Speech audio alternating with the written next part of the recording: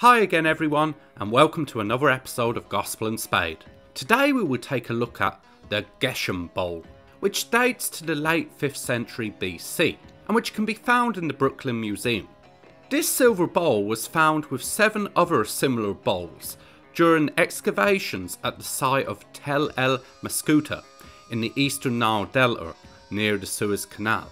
The bowls appear to have been made as offerings to the Arabian goddess Han-Alat, based upon the Aramaic inscriptions that were found on the rim of the bowls.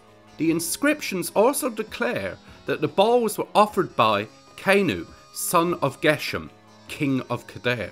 Kenu is believed to have reigned somewhere between 430 to 410 BC. And his father Geshem from about 450 to 430 BC. Kedar was an Arabian kingdom to the east of Israel, with its capital located at Adumatu, or Biblical Duma, in modern-day northern Saudi Arabia.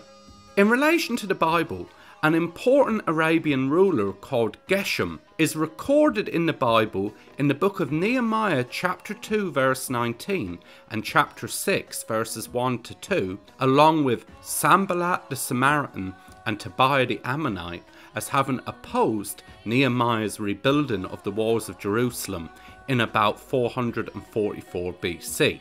Seeing that Geshem, the king of Kedar, ruled at the same time as Nehemiah rebuilt the walls of Jerusalem, it is reasonable therefore to conclude that the Geshem mentioned on the bowl is the exact same individual mentioned in the book of Nehemiah.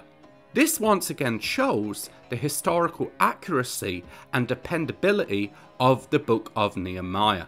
Thank you for watching. As always, please don't forget to leave a like, comment and subscribe for more new content every Friday.